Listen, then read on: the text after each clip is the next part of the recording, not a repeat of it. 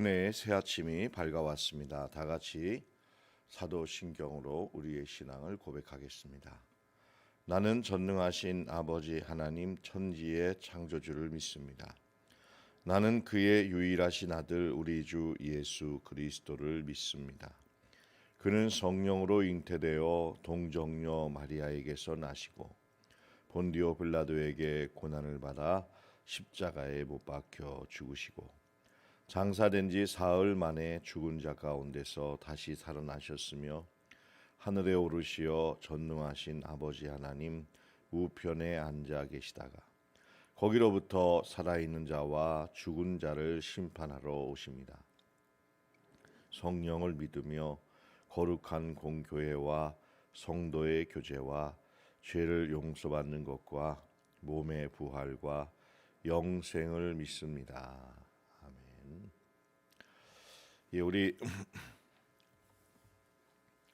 선한 능력으로 일어서리 주만 의지하리 믿음으로 우리 고대 안에 주 오실 그날 영광의 새날을 맞이하리. 우리 선한 능력으로 화면을 좀 보여주시면 좋겠습니다. 우리 고난의 길을 걷는다 해도 주님께 모두 맡긴 우리 영혼 끝내 승리의 날을 맞으리.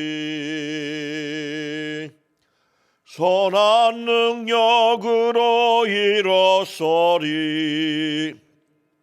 주만 의지하리 믿음으로 우리 고대 안에 주 오실 그날 승리의 새날을 맞이하리. 주님이 마신 고난의 쓴 잔을 우리도 감사하며 받으리. 주님의 남은 고난 채워가며 예수와 복음 위에 살리라. 주님 마신 고난의 쓴 잔, 주님이 마신 고난의 쓴 잔을 우리도 감사하며 받으리. 주님의 남은 고난 채워가며 예수와 복음 위에 살리라. 선한 능력으로 일어서리. 주만 의지하리 믿음으로 우리 고대 안에 주 오실 그날 승리의 새날을 맞이하리. 선한 능력으로 일어서리. 주만 의지하리 믿음으로 우리 고대 안에 주 오실 그날 승리의 새날을 맞이하리. 오늘 하루도 주님의 선한 능력으로 함께 하시기를 축원합니다. 우리 공동 중보기도 제목을 보여주시기 바랍니다. 나라와 민족을 위해서 기도해 주시고 대통령 선거를 위해서 이 코로나19 상황을 위해서 기도해 주시기 바랍니다. 이렇게 가면 빨리 다시 사회적 거리두기 하고 이렇게 하는 것이 옳습니다. 빨리 그날이 와야 될 것 같습니다. 한 생명이라도 더 희생되지 않도록 다시 옛날로 돌아갈지언정 이렇게 가는 것은 너무나 위험한 것 같아요. 이 지도자들이 정말 지혜를 가지고 결단을 하고 이렇게 가도록 주님께서 인도하시길 원합니다. 다음 세대의 부흥을 위해서 기도해 주시기를 원하는데요. 특별히 이번 주 토요일에 중고청 연합으로 Back to the God, Back to the God 이런 주제로 이렇게 찬양 집회를 하게 됩니다. We Love라는 찬양단과 함께 하는데요. 아마 큰 행사가 될 것 같지만 특별히 코로나19 상황 속에서 역시 하나님의 은혜 가운데 신중하고 조심스럽게 이 모든 과정을 진행해야 될 것 같습니다. 모든 찬양 집회가 은혜 가운데 안전하게 진행될 수 있도록 오늘이죠. 오늘 예산과 임시당회가 저녁에 있겠습니다. 모든 예산과 임시당회를 통해서 마무리 잘할 수 있도록 기도해 주시기 바라고요. 12월 12일 은퇴 및 임직식의 성령의 기름 부으심을 기다립니다. 아멘. 성령의 기름 부으심을 기다리게 하여 주시고 이 은퇴와 임직식을 통한 이것을 도유식이라고 합니다. 기름 붓는 예식이다 그렇습니다. 이거 한 번 기름 부어지면 철회가 불가능합니다. 우리가 이 사실을 알아야 합니다. 하나님께서 기름 부으신 사람은 하나님 거지 내 거 아닙니다. 사울 왕은 기름 붓고 나서도 자기 마음대로 했다가 하나님이 불러가셨어요. 이렇게 중요한 겁니다. 여러분 이것은 인간적인 예식이 아닙니다. 꼭 기억하시고 하나님께 헌신된 주의 종들이 될 수 있도록 기도하시기를 바랍니다. 오늘 들을 말씀을 위해서도 기도하시기 바랍니다. 우리 다 같이 두 손 높이 드시고 우리 환우들 명단 계속 띄워주시면 고맙겠습니다. 다 같이 기도하겠습니다. 주여, 주여, 주여. 네.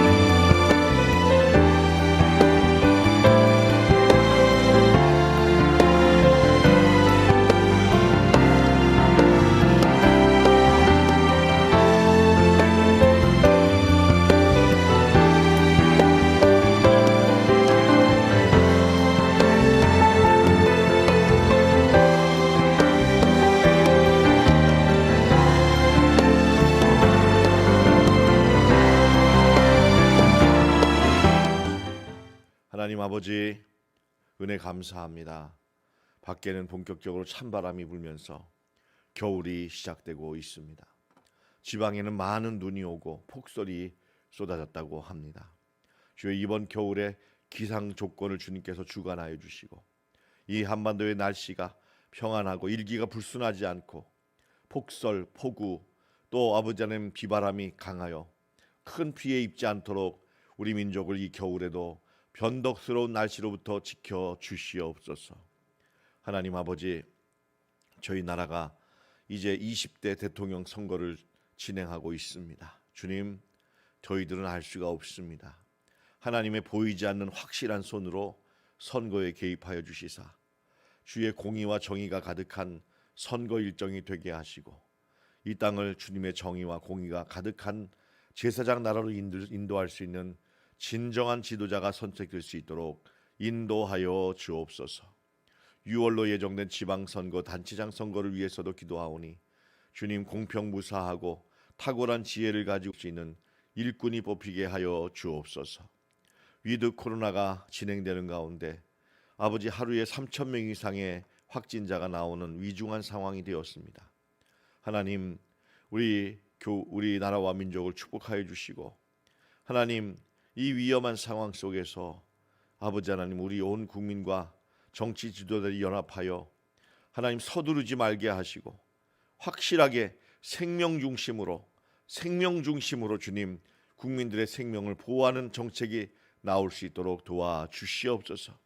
하나님, 그리하여 속히 치료약과 백신의 개발로 인하여 국민들이 안심하고 일상에 복귀할 수 있도록, 복귀에도 전혀 이상이 없는 날이 올 수 있도록 인도하여 주시옵소서.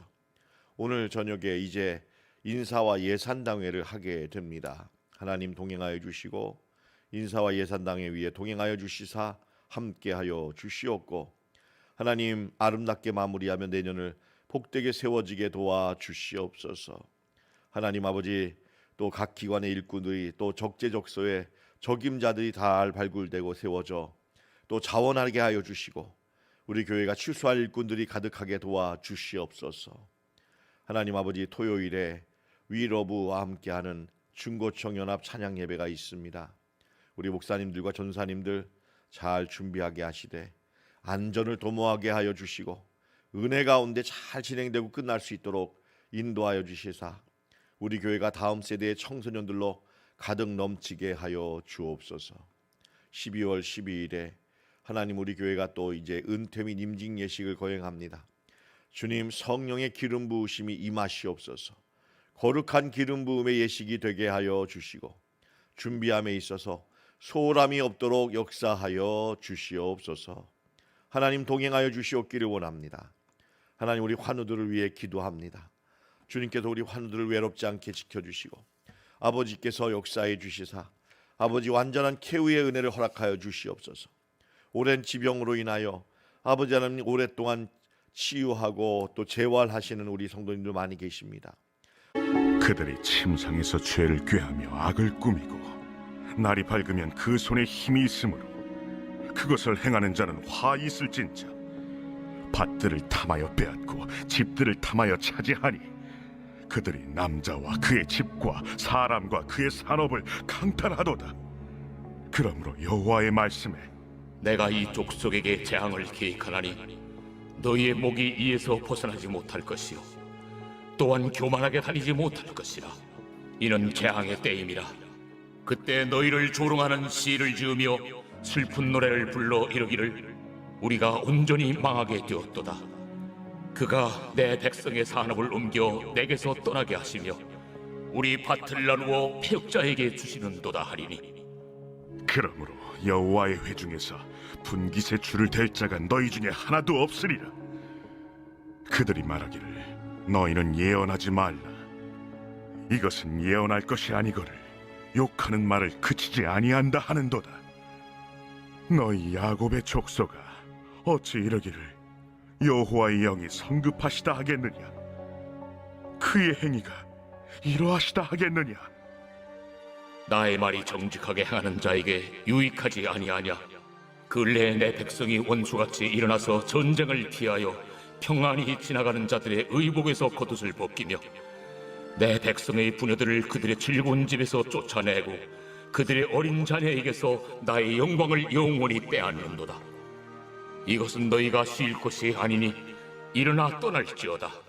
이는 그것이 이미 더러워졌음이니라. 그런즉 반드시 멸하리니 그 멸망이 크리라. 사람이 만일 허망하게 행하며 거짓말로 이르기를 내가 포도주와 독주에 대하여 네게 예언하리라 할 것 같으면 그 사람이 이 백성의 선지자가 되리로다.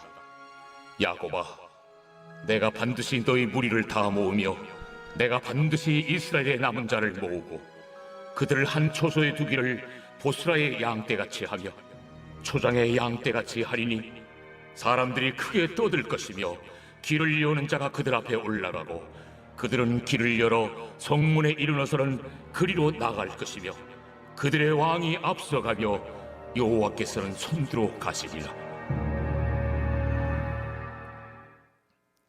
예, 비교적 짧은 말씀이 되겠습니다. 교환을 보시면서 말씀을 드리겠습니다. 1장에 보시면 이스라엘의 지도자의 죄 때문에 이스라엘이 망한다. 다 같이 하시죠. 지도자들의 죄. 여러분, 그 지도자들의 죄는 1절과 2절에 정확하게 기록되어 있습니다. 여러분 1절과 2절을 잘 보시죠. 화면을 보세요. 성경을 보세요. 교환도 보여주시니 감사합니다. 제가 1절과 2절을 한번 우리 같이 읽어보겠습니다. 시작. 그들이 침상에서 죄를 꾀하며 악을 꾸미고 날이 밝으면 그 손에 힘이 있으므로 그것을 행하는 자는 화에 있을진저. 밭들을 탐하여 빼앗고 집들을 탐하여 차지하니 그들이 남자와 그의 집과 사람과 그의 산업을 강탈하도다. 자, 여러분, 이렇게 함으로 말미암아서 어떻게 됩니까? 하나님께서 이들을 하나님께서 이게 멸망하게 만드는 10절을 보시죠. 10절. 이것은 너희가 쉴 곳이 아니니 일어나 떠날지어다. 그것이 이미 더러워졌습니다. 그런즉 반드시 멸하리니 그 멸망이 크리라. 그러니까 힘이 있고 권력이 있는 사람들이 밤중에 침상에서 서로 모의를 꾀한다는 것입니다.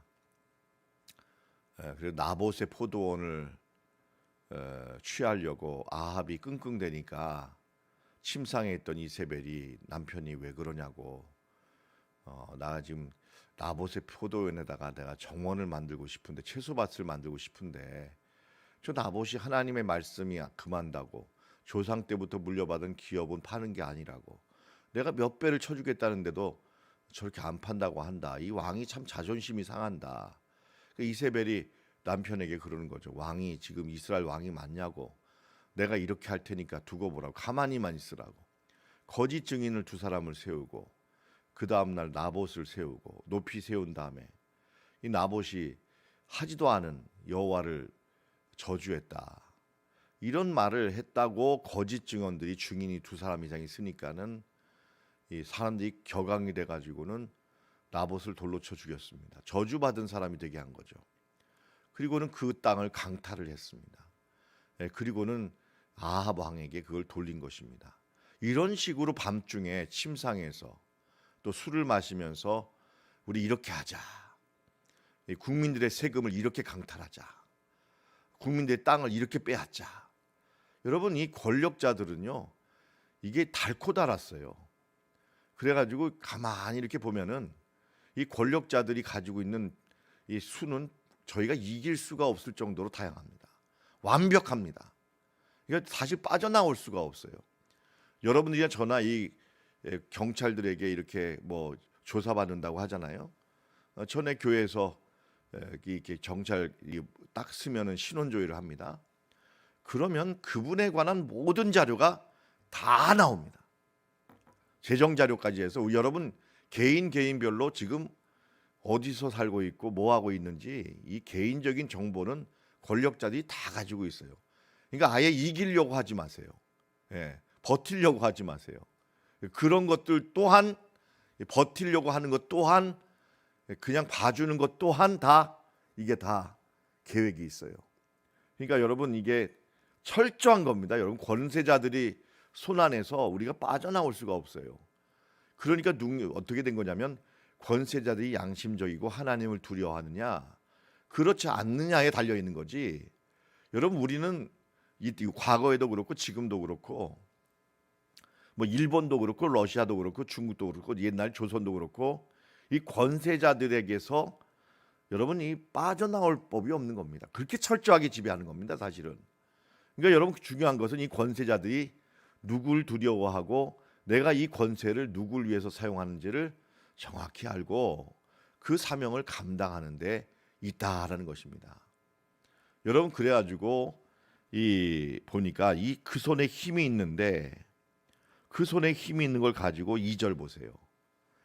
밭들을 탐하고 빼앗고 집들을 탐하고 차지하고 남자와 그 집과 사람과 산업을 강탈한다. 예. 여러분 이렇게 빼앗는 거예요. 빼앗는 거.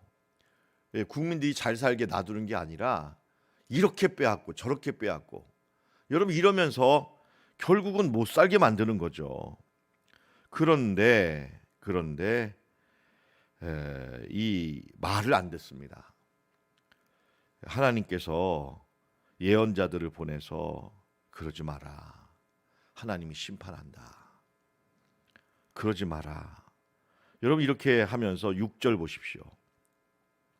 예언자들이 이렇게 말씀을 하고 경고를 하면은 외려 말하기를 그런 말 하지 마라. 예언하지 마라. 정치적인 말 하지 마라. 어느 편에 서는 말 하지 말라는 거예요. 여러분 참 그렇게 보일 수도 있겠습니다. 근데 여러분 저나 여러분들이나 꼭 기억할 것은 교회는 국가와는 엄연한 구분이 있어야 합니다. 교회와 국가 사이에는 넘어설 수 없는 장벽이 있어야 돼요. 여러분 교회는 국가 권력에 저희가 이렇게 간섭하거나 또는 권력에 개입하거나 이렇게 해서는 안 됩니다. 교회와 국가는 교정 분리의 원칙에 따라서 서로 간에 간섭하지 않는다. 왜냐하면 정권은 계속 바뀌거든요. 어느 한 정권에 가담하는 것은 교회로서는 있을 수가 없는 거예요. 교회는 어떻게 보면 2000년간의 역사에 엄연한 일관성을 유지해야 되는 원칙이 있거든요. 그러니까 여러분 저희들이 목회자들이 어느 정권이나 어느 일반 후보를 위해서 말을 한다는 것은 이건 자격이 없는 거예요. 그렇게 하지도 않고 그렇게 해서도 안 됩니다. 우리는 여러분 하나님의 예언자로서 또는 말씀을 증거하는 자로서 엄정한 말씀만 증거하는 거예요. 그래야 됩니다. 여러분 그리고 그렇게 이해를 해주셔야 됩니다. 누구 뽑으라고 이렇게 말하지 않아야 하고 말할 수도 없다라는 거예요. 그러나 예언을 한 게 뭐냐면 공의와 정의에 입각해서 말씀에 입각해서 이러지는 말아야 된다라는 말은 할 수 있게 해주셔야 됩니다. 여기에 보시면 예언하지 말라. 그건 예언이 아니다. 욕하는 말이다. 네, 이런 식으로 말 치부한 거예요. 그리고 이제 더 말씀하면 더 나아가면 이 사람들이 이제 더 뭐라고 하는지 아세요? 오히려 우리가 이렇게 하는 것은 백성들에게 유익한 거다라는 겁니다. 7절을 보세요.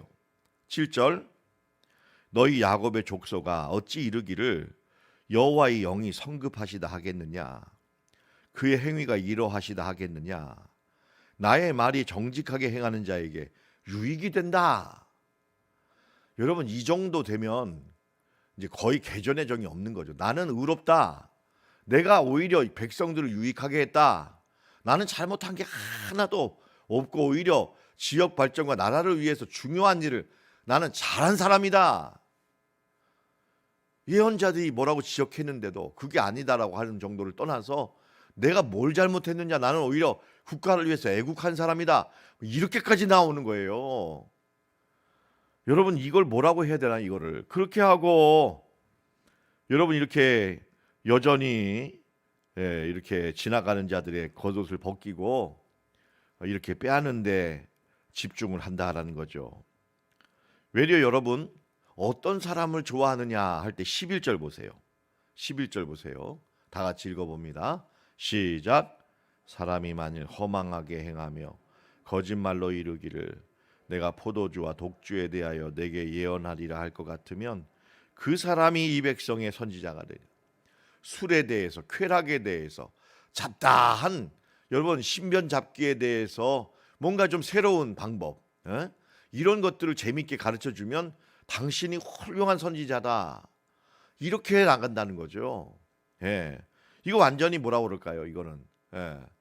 자, 여러분 이렇게 갔을 때 하나님은 온전히 망하는, 이제 이런 사회는 거의 망하는 사회다. 이렇게 볼 수가 있습니다. 그리고 12절로 13절의 말씀은 남은 자를 구원하시겠다는 얘기입니다. 남은, 다 같이 하겠습니다. 남은 자. 여러분 이제 소예언서에서는 이 남은 자에 관한 사상이 나옵니다. 남은 자. 영어로는 remnant라고 합니다. The remnant. 남은 자, 남은 자를 구원하리라. 로마서에서도 남은 자를 구원하리라 이런 말씀이 나옵니다. 그래서 이 남은 자 사상이 나오는데 이 남은 자는 누구냐 할 때 여러분 주님께서 연단 가운데 그들을 좀 고통의 연단 가운데 연단을 하셔서 이 죄와 이것을 벗겨내고 정결하게 한 사람들을 말합니다. 그 고난 속에서 바벨론 포로들이라든지 이렇게 고난 속에서 이 고난을 당하고 회개하고 돌아온 사람들, 이런 사람 같죠? 남은 자라고 합니다. 같이 하겠습니다. 남은 자. 여러분 이것이 바로 주님께서 남은 자들을 통해서 새 일을 행하신다. 새 역사를 행하신다. 이것이 여러분 오늘 이 말씀의 내용이 된 것입니다. 여러분 그러니까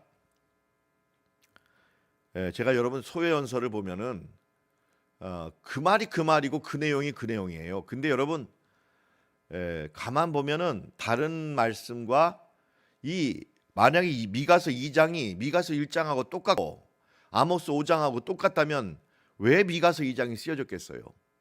그잖아요. 그러니까 미가서 2장이 이 세상에 존재하는 데는 미가서 2장만의 독특한 특징이 있단 말입니다. 그죠? 그걸 포착해서 여러분에게 가져오는 겁니다. 오늘 말씀의 주제는 뭐냐면 지도자에 관한 것입니다. 또 우리 직업의 윤리에 관한 것입니다. 지도자, 또 직업의 윤리에 관한 것. 다 같이 하겠습니다. 직업 윤리. 여러분 제가 오늘 교환에는 반영이 되지 않았지만 독일어의 말에는요 직업을 가리켜서 베루프라고 합니다. 베루프라는 말은 루펜에서 나왔습니다. 루펜은 부르다. 영어로는 콜이라고 합니다. 콜. 루펜, 부르다. 여기에다가 이 수동태를 붙이면 비가 앞에다 붙여서 베룹. 이게 바로 직업이라는 말입니다. 그러니까 여러분 독일 사람들은 이 직업이라는 말 속에 뭐가 들어있냐면 하나님이 불렀다. 이런 어떤 천직 사상이 들어있습니다. 천명 사상이 들어있어요. 그러니까 하나님이 부르셔서 내가 이 직분을 감당한다. 그러니까 여러분 독일 사람들은 자기 직업을 구할 때 하나님의 소명을 먼저 구하는 거예요. 소명을 먼저 확인하고 소명 뭐냐?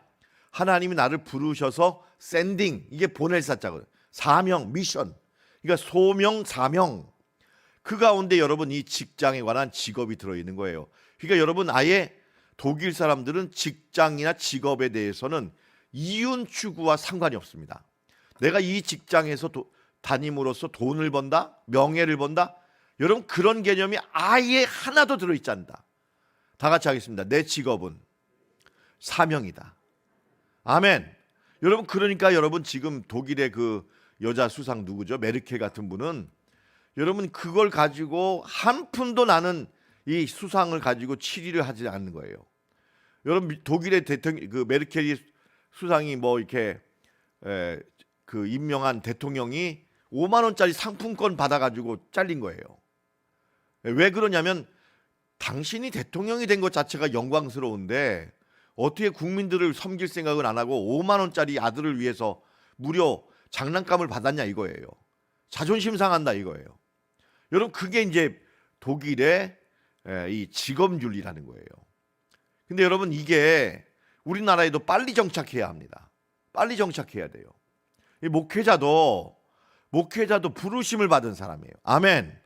임직자도 부르심을 받은 사람이에요. 네, 내게 아닌 거예요. 섬기라고. 아멘. 뭘 섬겨요? 나라와 민족을 섬기고 교회를 섬기고 다음 세대를 섬기고 불신 영혼들을 살리는 일에 헌신하라고. 목회자들도 마찬가지거든요. 이 목사님들도 이건 부르신 거예요. 그러니까 여러분 이 사명을 만약에 사사로이 감당한다, 심판이 있는 거예요. 예. 내 자식분도 챙긴다, 안 되는 거예요. 있을 수가 없는 거예요. 예. 그럴 수가 없는 거예요. 왜? 이 지도자의 사명인 거예요. 예. 은밀히 자기 자식이나 챙기고 뭔가를 했는데 자기 국가가세를 하고 자기만을 위해서 이 사명을 감당한다? 남들은 아무리 뭐라고 해도 자기는 남 몰라 한다? 여러분 그 사람은 목회자도 아닌 거죠. 예. 그런 거죠, 여러분. 예. 여러분 우리는 이렇게 살아야 된다라는 것을 이 주님은 성경을 통해서 말씀을 하고 있는 것입니다. 그러니까 여러분 무슨 얘기냐면 한 나라의 흥망성쇠가 지도자에게 달려 있다는 거예요. 아멘이십니까? 여러분 지도자에게 달려 있다. 그리고 하나님은 권세를 왜 주시느냐? 여러분 권세와 직분을 왜 주시느냐? 우리 한번 여러분 좀 찾아보시기 바래요. 로마서 13장입니다.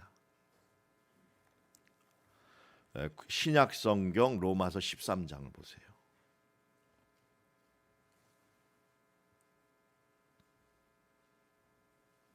로마서 13장을 보시면 자 1절부터 제가 좀 읽겠습니다. 몇 절 읽으면서 소개하겠습니다. 257쪽 신약 성경입니다. 각 사람은 위에 있는 권세에게 복종하라. 권세에게 다 같이요. 권세에게 복종하라. 왜냐? 권세는 누구로부터 났다? 예, 하나님으로부터 난 것이다. 모든 권세는 다 하나님이 정하셨다. 여러분 여기에 아까 베루프 천명 천직이란 말이 여기 전제가 돼 있어요. 여러분 그러니까 사도 바울은요 지혜로운 사람이에요. 로마 권력도 누가 준 거다? 하나님이 준 거다. 그러니까 여러분 2절 보세요. 권세를 거스르는 자는 하나님을 거스리는 거다. 심판을 자취하리라. 그런데 이 권세자들의 사명이 뭐냐? 3절 보세요.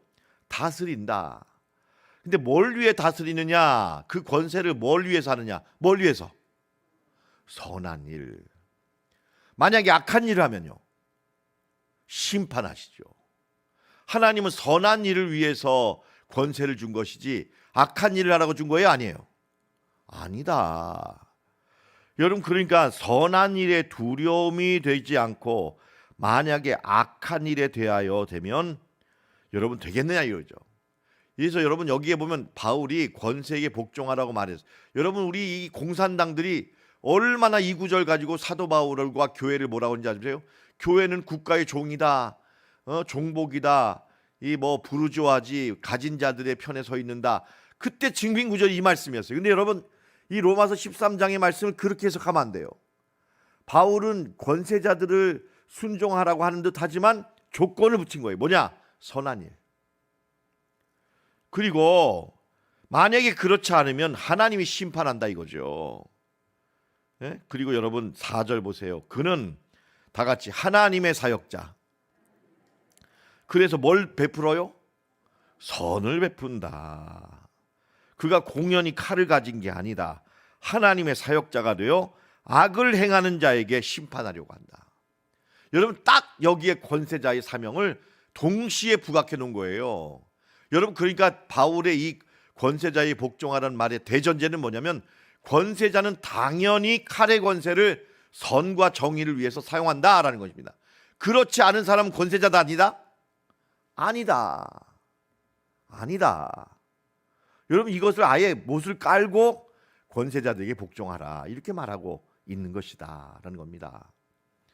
여러분 그러니까 저나 이 목회자들이나 또는 어디 가서 기관 단체장들이나 어떤 한 조직의 책임자들은 여러분 우리가 과연 나를 위해서 일하는 건지 정말 하나님의 사명을 위해서 일하는 건지 여기에 대한 분명한 그 기준이 있어야 된다라는 것이죠. 예, 그게 있어야 된다는 것이죠. 자, 여러분 여기까지가 오늘 말씀에 대한 내용이 됩니다. 여러분, 그러니까 우리나라는 지도자의 복이 임하시길 축원합니다. 그리고 한 교회도 이 목회자의 복이 임해야 돼요. 영적 지도자, 여러분 자녀들도 우리 아버지, 우리 아들, 딸들 여러분 원하는데 그냥 다니게 한다? 나는 여러분 그렇지 않다고 봐요. 적어도 자녀들이 다니는 교회 목사님이 어느 학교를 나왔고 과거에 어떤 이력이 있고 이분이 어떤 성향을 가진지는 알고 보내세요. 여러분, 교회가요 아파트 사는 것보다 더 중요합니다. 교회 선택하는 게. 그 가정의 미래가 달려 있어요. 여러분, 그러니까 자녀들 함부로 아무 교회나 보낸다고 한다고 그냥 방임하지 마시고 기도하실 때 하나님 꼭 우리 자녀들 좋은 목사님 만나게 해달라고, 아멘, 좋은 지도자 만나게 해달라고 꼭 기도하셔야 됩니다. 여러분, 좋은 선생님 만난다는 게 얼마나 복인지 몰라요. 얼마나 복인지 몰라요. 여러분, 어떤 목사님들은 막 부목사님들이 나보다 더 설교 잘한다 그러면 그냥 살려주질 않아 그냥. 응? 예. 그래도 여러분, 저는 설교 잘한다고 칭찬도 하잖아요. 착한 사람이 되려고 해요, 여러분. 예. 여러분, 우리가 서로 착하게 사시길 바랍니다. 예. 자, 그런데 이 지도자들에 대해서 참 우리가 중요하다는 말씀을 드리고, 이 지도자에 관한 좀 이렇게 부정적인 사례보다는 이런 지도자도 있었다라는 얘기를 좀 이 시간에 좀 해볼까 합니다. 우리 8쪽으로 넘어가 보겠습니다. 8쪽에 가보시면 좀 글씨가 작아서 죄송합니다. 그림을 보시면 저기 맨 위에 언덕에, 아테네 언덕에 저기에 그 유명한 신전이 서 있죠. 파르테논 신전이라고요. 예? 예, 아테네 유명한 상징이 파르테논 신전이죠, 그죠? 예, 파르테논 신전. 그리고 저 파르테논 신전을 어마어마한 돈을 들여서 지은 사람이 저 가운데 멋지게 서 있는 이 호랑이 갈기 같은 걸 쓰고 있고 손을 들고 있는 저 사람이 유명한 지도자 페리클레스입니다. 페리클레스. 밑에 이 페리클레스라는 사람의 얼굴이 조각으로 돼 있어요. 여러분, 이 아테네는 저 페리클레스 때문에 망한 겁니다. 왜냐? 여러분, 저 사람이 소위 파퓰리즘이에요. 저 사람이 여러분 페르시아 전쟁, 아까 우리 그 왜 고레스, 그다음에 이 터키 지방을 오랫동안 통치한 데가 페르시아잖아요. 아하스웨르 왕, 예? 그죠? 여러분, 그런데 이 나중에 알렉산더, 마게도니아의 알렉산더와 싸워가지고 지잖아요. 그 전에 페르시아하고 이 헬라 제국이 크게 3번 정도의 큰 전쟁을 합니다. 그걸 갖다가 일명 뭐라고 하냐면 페르시아 전쟁이라고 합니다. 다 같이 하겠습니다. 페르시아 전쟁. 여러분, 이 페르시아 전쟁에서 누가 이겼어요? 예, 델로스 동맹이 이겼습니다.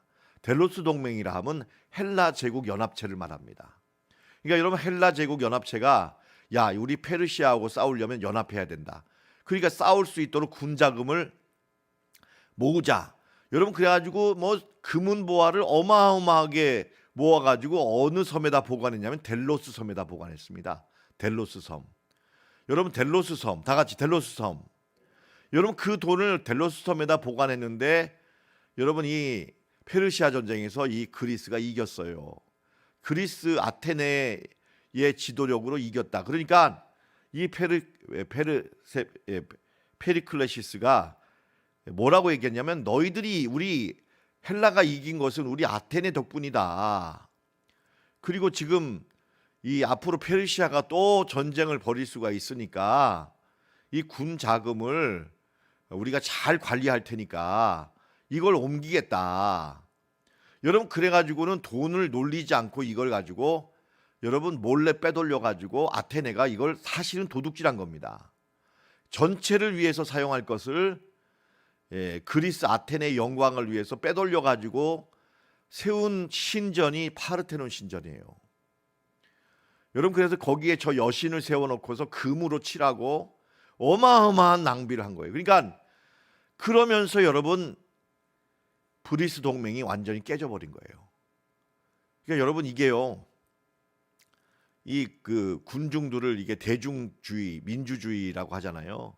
여기에는 반드시 나중에 파퓰리즘이 들어가고 그러면 돈을 어디서 빼와야 되거든요.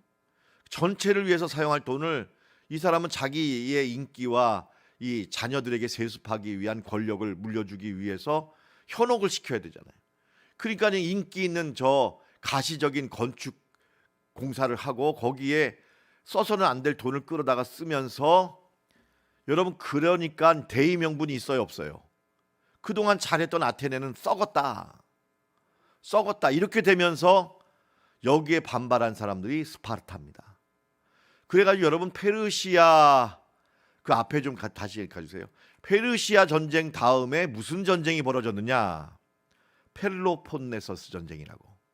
펠로폰네소스 전쟁이라고 여러분 한 400년간의 싸움이 벌어집니다. 그러니까 다시 말하면 페르시아 전쟁보다 더 오랜 기간에 자기들끼리 무지무지하게 싸운 전쟁이 이름이 펠로폰네소스 전쟁이에요. 이게 소위 말하는 아테네와 스파르타의 전쟁입니다. 여러분 여기서 누가 이겼게요? 누가?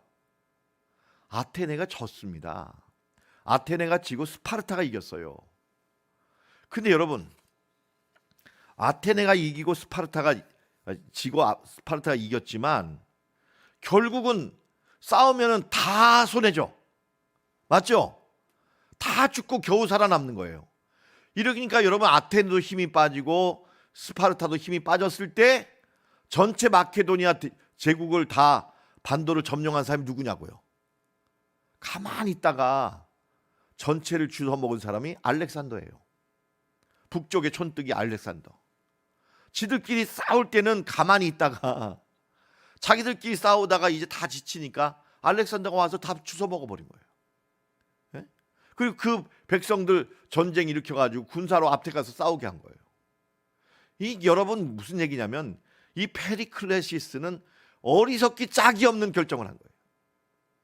그때 아까 말씀드린 지도자로서 우리가 이렇게 아테네가 있는 것은 전체가 다 도와주었기 때문이고 이 돈은 전체를 위해서 공익사업에 쓰여져야 되고 우리는 이 공공성을 잊지 말아야 된다라는 것을 명심하면서 이 어떤 생명적 이걸 유지했더라면 다 좋았을 텐데 그냥 욕심을 품은 거예요. 아테네가 우리가 최고다. 여러분 잘 나갈 때요 망하는 거예요. 그래서 내가 최고다 할 때 망하는 거야. 여러분 그런데 제가 지금 얘기는 좀 덜 끝났습니다. 스파르타가 왜 이겼느냐 이거 말이에요. 여러분 스파르타가 왜 이겼냐 그 한 장 넘겨주세요. 스파르타는요 왜 저렇게 사람들이 모든 아이들을 군사로 저렇게 길렀느냐면 나면서부터 저렇게 지독하게 싸움꾼으로 길렀냐면 여기 지도를 보시면 메세니아라는 나라를 옆에 있는 나라를 점령했어요.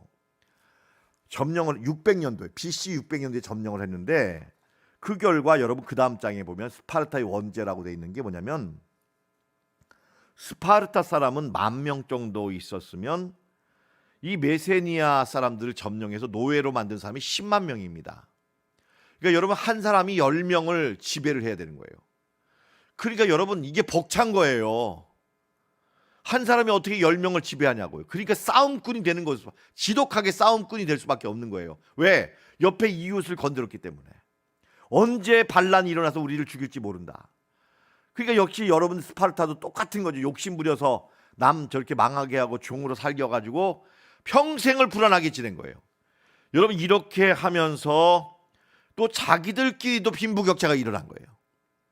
여러분 그러니까 스파르타가 아주 위험한 상황에 생겼을 때 여러분 이때 이 스파르타가 나중에 일어서서 전체를 다 싸움에서 이기도록 만든 그 주인공이 누구냐면 이 리쿠르구스라는 사람입니다. 넘겨주세요. 저 검은 색깔 표시를 제화했는데 이 사람 때문에 스파르타가 이겼어요. 이 사람이 스파르타의 체질을 바꿔놨어요. 그래가지고 여러분 이 사람이 스파르타를 망하지 않게 한 거예요. 자 그럼 이분이 리쿠르구스 아까 제가 페르클레스를 말씀드렸잖아요. 페르클레시스와 완전히 다른 길을 걸어간 사람이에요. 아까 그 사람은 그 사람 때문에 다 망했어요. 근데 이 사람 때문에 스파르타가 살아남았어요.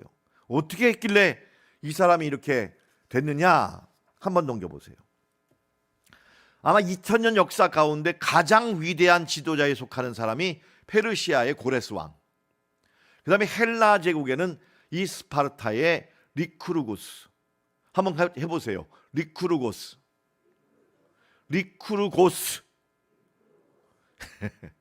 여러분, 어차피 우리가 만나야 될 역사예요. 그러니까 여러분, 리쿠르고스라는 사람이 사실은 스파르타를 위대하게 만든 지도자였다라는 거예요. 자, 넘겨주세요. 어떻게 했길래 그러냐? 잘 들어보세요. BC 8세기에, 아까 제가 6세기라 죄송합니다. 8세기에 서쪽 메세니아를 정복했다. 아까 제가 지도 보여드렸죠. 메세니아 옆에 있는 나라. 그러나 메세니아 정복의 과정에서 토지를 가진 사람은 더 많은 토지를 가지고 부자가 되었지만, 가난한 사람들은 여전히 땅을 가지지 못하는 빈부격차의 양극화가 벌어지게 되었습니다. 그래서 자연히 이 스파르타 사람들 내에서도 큰 이 빈부격차로 인한 불만이 있었다라는 것입니다. 그럴 때 그 다음에 보시면 리쿠르고스라는 사람은 에우노모스라는 왕의 둘째 아들인데, 자유를 요구하는 스파르타 민중이 아버지를 살해했습니다. 그리고 형님을 왕으로 했는데 왕인 형님도 얼마 후에 죽임을 당했어요. 국민들에 의해서. 여러분, 그러면 얼마나 이 스파르타 사람들이 자기 아버지도 죽여, 형님도 죽여, 원한이 많겠어요. 근데 여러분, 이 사람은 그렇게 고민한 게 아니에요. 어떻게 하면 이 스파르타가 이런 싸움에서 이 폭력의 악순환에서 벗어날 수 있을까? 이 문제를 평생 해결하기로 작정을 합니다. 그래서 이 형수가 형이 죽기 전에 아이를 임신했다는 거예요. 그래서 만약에 형수가 남자아이를 낳으면 내가 왕위를 물려주겠다고 임시왕, 섭정왕으로 이 리쿠르고스가 왕이 되었습니다. 근데 형수가 어느 날 사람을 보내가지고 왕에게, 임시왕인 이 리쿠르고스에게, 내가 이 태중에 있는 아이를 독약을 먹어서 아이를 유산을 해서 죽일 테니까 당신과 내가 결혼하면 내가 왕비가 되지 않느냐, 당신은 계속 왕이 되라, 내가 볼 때 당신은 왕이 될 사람이다, 이렇게 제안을 했다는 거예요. 그러자 이 리쿠르고스는 뭐라고 했냐면, 당신이 독한 약을 먹어서 아이를 임신하다 보면 당신 몸도 상할 거니까 일단 아이를 낳아라, 그리고 내가 결혼해 줄게, 이렇게 하면서 왕비와 아이를 보호하고 아이를 낳았습니다. 남자아이가 나왔어요. 그러니까 이 리쿠르고스는 왕위를 그 아이에게 물려주고 떠났습니다. 그래가지고는 이 어린 왕이 장성하여 왕자를 낳을 때까지는, 이 어린 왕이 왕자를 낳을 때까지 나는 안 돌아온다 하고는 욕심이 없다는 걸 확실하게 보여주고 떠났어요. 자, 그 다음에 16쪽에 가보시면 이 리쿠르고스는 크레타, 이오니아, 이집트, 스페인, 아프리카, 인도 등 전 세계를 다니면서 어떻게 하면 스파르타가 좋은 나라가 될 수 있는가를 많이 배우고 듣고 견학을 한 거예요.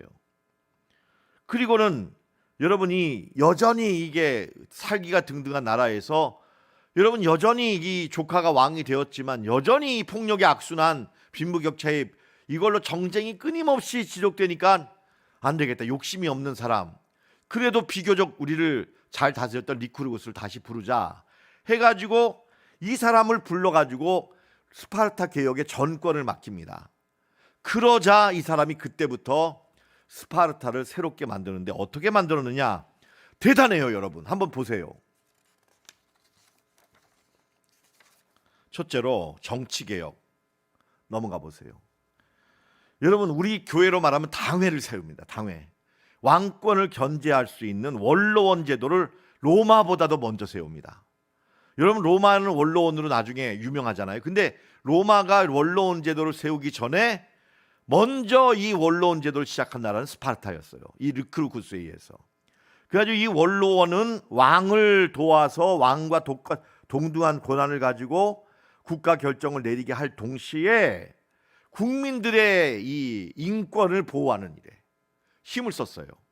이 왕정과 민주정을 효율적으로 결합한 정치 제도를 만들어냈어요.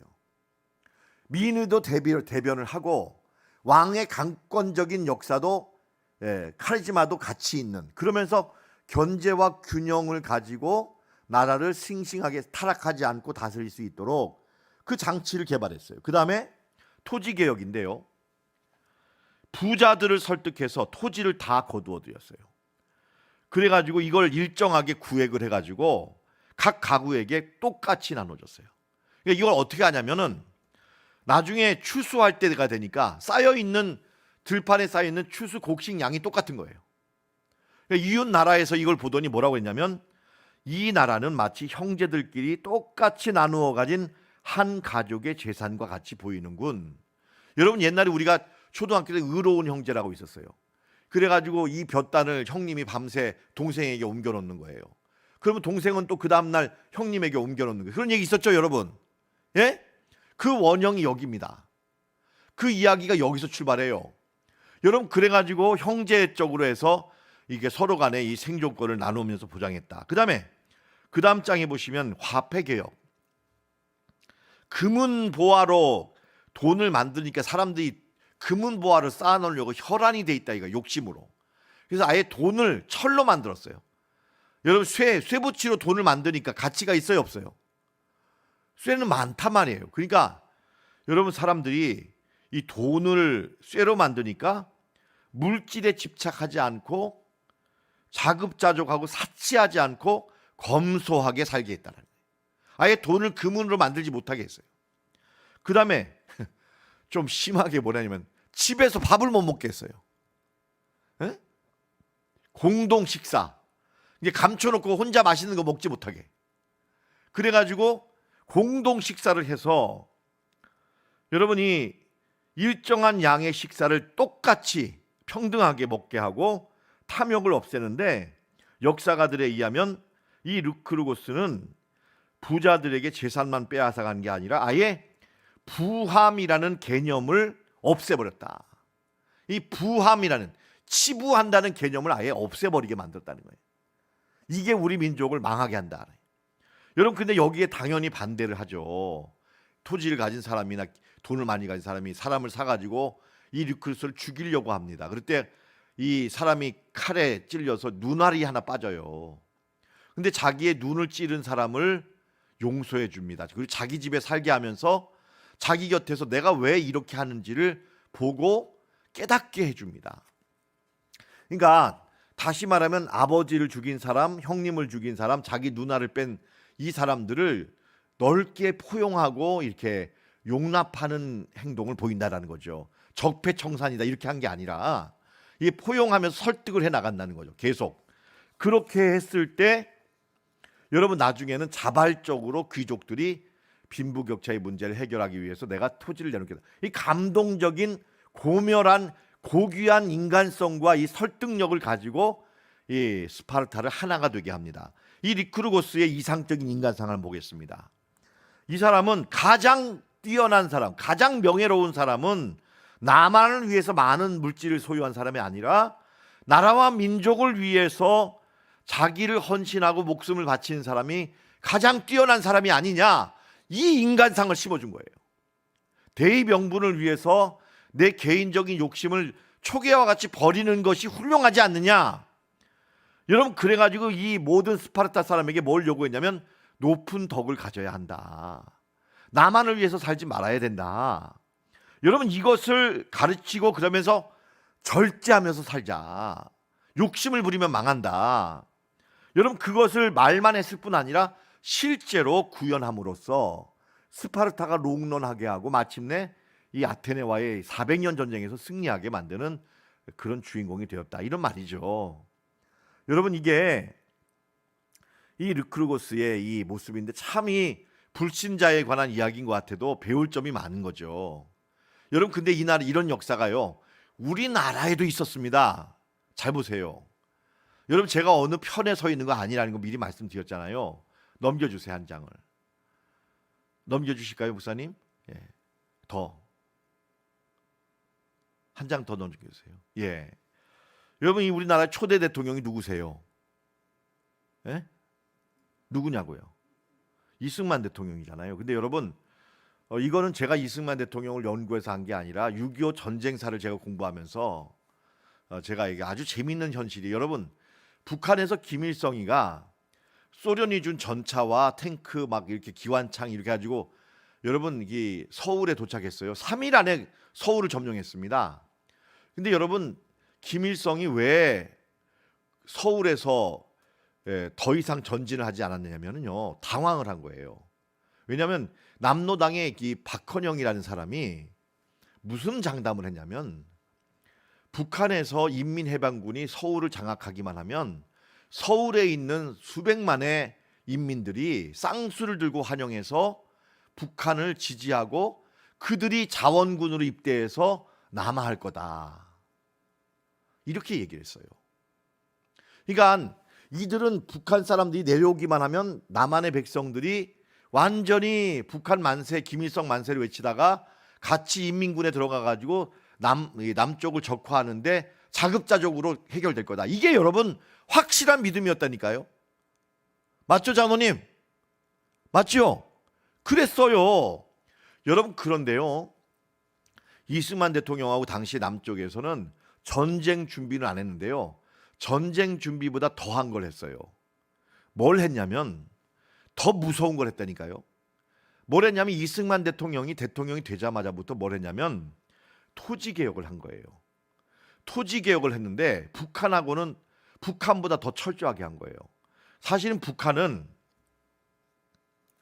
무상몰수 무상분배라는 원칙으로 토지를 다 그냥 강제로 빼앗았어요. 그때 빼앗긴 사람들이 어디로 내려왔어요? 예, 남한으로 내려온 거예요. 여러분, 그런데 무상몰수 무상배분을 했지만 사실은 줬을까요, 안 줬을까요? 예? 안 줬어요. 북한은 땅을 여러분 일시적으로 나눠줬을 뿐이지 또다시 북한의 백성들은 국가의 소장농이 된 거예요. 내놓으라는 대로 다 내놔야 되는 거야. 근데 이승만 대통령은 뭐냐면은 이 유상몰수 유상분배를 한 거예요. 그러니까는 국가가 돈을 주고 나라 땅을 샀어요. 그 다음에 이거를 이 땅을 파는데 얼마 정도의 땅을 파냐면 나중에 돈이 있을 때 갚아라. 그 대신에 공짜로는 안 준다. 이렇게 해가지고 여러분 이걸 사게 한 거예요. 그러니까 여러분 농사만 잘 지으면 땅값을 갚게 했어요. 그러니까 이때 대한민국의 경작지의 95.7%가 자장농이 된 거예요. 소장농에서. 그러니까 내 땅이 생긴 거예요. 여러분, 그러니까 여러분 우리가 그 과거에 보면은 6.25 전쟁이 터지니까 대한민국 백성들이 인민군 편에 섰어요, 대한민국 편에 섰어요. 왜요? 역사 이래 이렇게 내 땅이 있어 본 적이 없었다는 거예요. 없었다는 거예요. 자, 이거 한 장을 넘겨보세요. 한 장을 넘겨보면 이승만 대통령이 48년 9월 30일 날 국정시정연설에서 뭐라고 얘기했냐면 소작제도를 철폐하여 경자유기전, 무슨 얘기냐면 농사를 짓는 사람이 밭도 소유하게 하자. 의 원칙을 확립할 것이나 농민 대중의 원하는 바에 의하여 정부는 균등한 농지를 적당한 가격 또는 현물 보상의 방식으로 농민들에게 분배할 것입니다. 가진 자나 안 가진 자나 다 만족할 수 있게 한 거예요. 여러분, 여기에는요 뭐가 들어있냐? 통치자의 공평무사가 들어있는 거예요. 자기는 이 일로 인해서, 예를 들면 여러분 국가가 땅을 몰수하면 그 땅을 가지고 얼마든지 몇 배를 부풀려 가지고 팔 수 있단 말이에요. 그렇죠?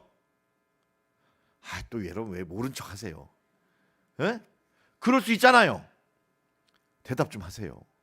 근데 안 한 거야. 오히려 사는 사람이 가장 싼 값에 분할해서 농사만 몇 번 지어서 쌀을 팔아도 땅을 사게 만들어준 거예요. 여러분, 그러니까 목숨을 걸고 싸운 거예요. 인민군 거짓말장이다. 그거 땅 준 거 아니다. 여러분, 그래가지고 여러분 공산당이 왔는데 무기도 없고 탱크도 없지만 점령이 안 된 거예요. 아이들이 막 의용군이 돼가지고 중학생들이 가서 싸운 거예요. 이런 역사가 없었다는 거죠. 그 다음에 또 하나, 교육혁명. 여러분, 우리가 엊그저께 그 수능 시험을 봤지만요, 이런 나라가 없는 거예요. 사실은 여러분, 이 미국만 가도요, 돈 있는 사람은요, 내 아들 하버드대 들어가요? 그러면 이렇게 하는 거예요. 내가 우리 아들만 받아주면 100억을 헌갑한다. 100억 학교 발전 기금으로. 여러분 그럼 받아줄까요? 안 받아줄까요? 예? 받아주죠. 여러분 한 사람이 들어와가지고 100억을 받아. 그러면 여러분 한 학생 받아놓고 학교는 발전하는 거예요. 지금 미국은 그런 제도가 있어요. 근데 여러분 한국은요 어림없어요. 아무리 장관의 뭐 아들이고 딸이라도 만약에 이 수능 시험에서 이상한 짓을 했거나 그 다음에 뭐 이 성적표를 뭐 어떻게 할 때 이게 뭐 치우쳤거나 이러면은 난리가 나는 거예요. 왜냐하면 여러분 우리나라는요 이 이승만 대통령 때 뭐랬냐면 교육 해서 이 보통 전 국민 일반 교육 제도를 도입한 거예요. 무상 교육 제도를. 그래가지고 80%에 달하던 문맹률을 순식간에 다 글을 읽도록 만들어 버린 거예요. 여러분 이래가지고 정치적이고 문화적인 차원의 평등의 체제를 어느 정도 기반을 닦아놓은 거죠. 여러분 그러니까 이 교육 분야와 대입에 있어서만큼은 위아래가 없는 거예요. 위아래가 없는 거예요. 그러니까 여러분 개천에서도 용이 나오게 만들어 놓은 거죠. 그러니까 하기만 하면 되는 거예요. 밤새도록 공부만 하면 되는 거예요. 여러분 그런 나라가 지금 대한민국이 된 거죠. 맞죠? 예, 이 두 가지를 했을 때 여러분 국민들은 전쟁이 없어도 전쟁에 나섰다라는 거죠. 여러분 이게 이승만 대통령이 그 후로 좀 변하셔가지고 장기 집권을 하고 독재를 하고 이러는 바람에 나중에 이제 하와이에 가서 아마 돌아가신 걸로 알고 있는데 요 부분만큼은 참 잘하셨다. 이건 정말 이 귀한 일을 하셨다. 그리고 역사 일에 이렇게 한 나라가 없다. 자 여러분 이제 기도 제목으로 나가겠습니다. 제가 무슨 말씀을 드리냐면은 여러분 어느 사람이 뭐 어떻게 됐고 나는 누구다 이런 얘기하는 거 아니라는 거 아시겠죠? 아시겠죠? 그게 아니에요. 여러분 지도자의 역할이 중요하다는 거예요. 지도자가 가장 중요해요. 여러분 여기에 다 보시면 하나님이 예언서를 통해서 공의와 정의를 말했던 얘기를 이 리크루고스나 이승만 대통령이나 그 안에는 이 구약 성경 예언서의 메시지가 들어있는 거예요. 누구나 차별이 없다. 그리고 지도자는 공평무사해야 된다. 모두가 다 잘 살 수 있는 체제를 만들어야 한다. 여러분 이것은 대화와 설득을 통해서 있어야 된다. 여러분 이런 어떤 원칙을 엄정하게 지키면 그 나라가 복을 받는 거예요. 아멘. 복을 받는 거예요. 여러분 그리고 그런 지도자가 있을 때 귀하게 여기셔요. 보호하시고 위에서 기도하실 줄 아셔야 돼. 악한 지도자가 나왔을 때 그때서야 정신 차리면 늦어요, 여러분. 늦어요. 여러분 우리는 정신 똑바로 차리고요.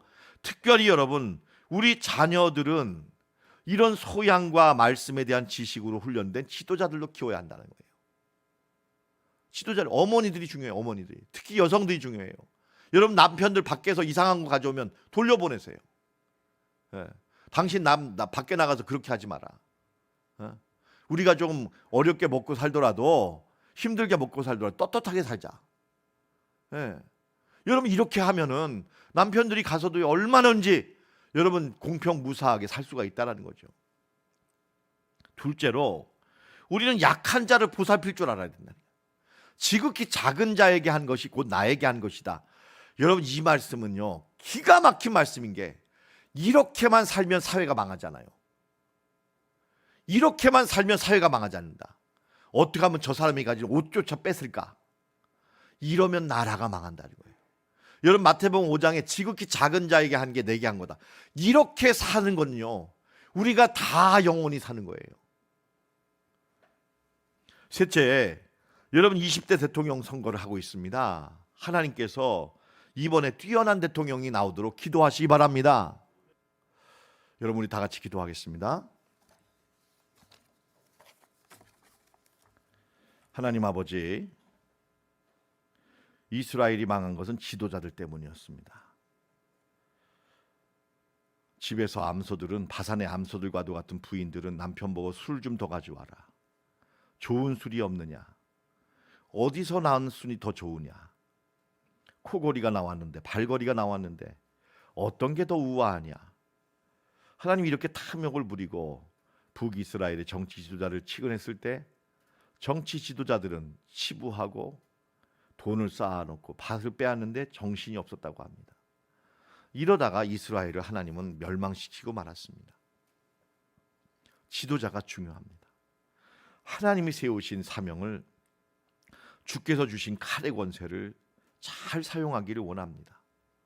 백성들이 아파하고 백성들이 굶주리고 백성들이 집에서 쫓겨나고 있는데 아버지 하나님 비싼 세금을 얻고 또 아버지 하나님 무조건 징벌적으로만 세금을 매긴다고 문제가 해결되는 것도 아니고 10번 20번을 고쳐도 집값은 올라가고 문제가 분명한데도 하나님 본질은 외면하고 무조건 이 책임은 다 국민들이 지고 있습니다. 하나님, 이것은 우리의 죄악 때문입니다. 하나님, 어떻게 이런 상식도 없는 사람들이 와서 나라를 다스린다고 하고 있습니까? 하나님 아버지, 우리 민족이 점점 어디로 가고 있는지 하나님, 저희들이 깨어서 기도할 때가 아닌가 싶습니다. 하나님 아버지, 빈부격차의 문제를 방치하고 교회도 부자의 편에 들고 가진 자의 편에 든 이 죄가 큽니다. 그러면서 우리 교회는 후손들을, 다음 세대를 키우지 못했고 존경받는 지도자들을 세우지 못한 죄가 큽니다.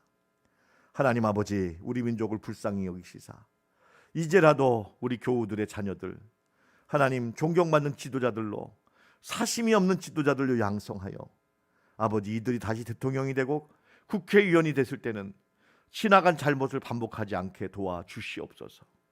하나님, 이 부의 개념, 이 치부의 개념이 사라지게 도와주시옵소서.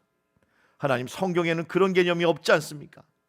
하나님 아버지, 청지의 개념으로 저희가 맡은 바 사명을 잘 감당할 수 있도록 인도하여 주시옵소서.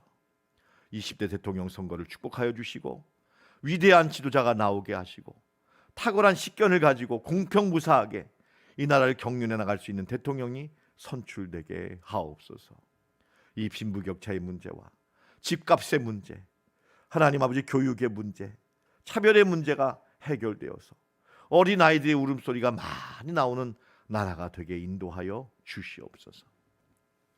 주 예수 그리스도의 은혜와 하나님 아버지의 사랑과 보혜사 성령님의 영원토록 교통하심의 은혜가 지도자를 위해 이 시간 기도하기를 원하고 나라와 민족을 위해 애국하는 심정으로 기도하기를 원하는 주의 자녀들 머리 위에 이제로부터 영원히 함께 하시기를 축원하옵나이다. 아멘. 두 손 높이 들겠습니다.